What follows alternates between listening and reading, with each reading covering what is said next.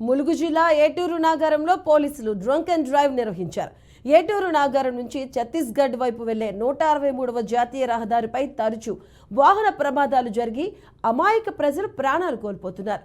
అంతేగాక వాజేడు మండలంలోని బోగత జలపాతానికి వెళ్లి వచ్చే యువకులు మద్యం సేవించి ప్రమాదాలు జరగడానికి కారణమవుతున్నారు. నిత్యం ఏదో ఒక వాహన ప్రమాదం జరుగుతూనే ఉంది.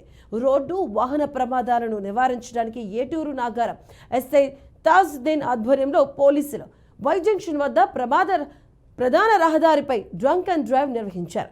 లారీలు, ప్రైవేట్ వాహనాల డ్రైవర్లకు, ద్విచక్ర వాహనదారులకు పరీక్షలు నిర్వహించారు. మద్యం సేవించి వాహనాలను నడపడం వల్ల రోడ్డు ప్రమాదాలు జరిగి మృత్యువాత పడుతున్నారని, వాహనదారులు మద్యం సేవించి వాహనాలు నడిపితే కఠిన చర్యలు తీసుకుంటామని ఎస్ఐ హెచ్చరించారు.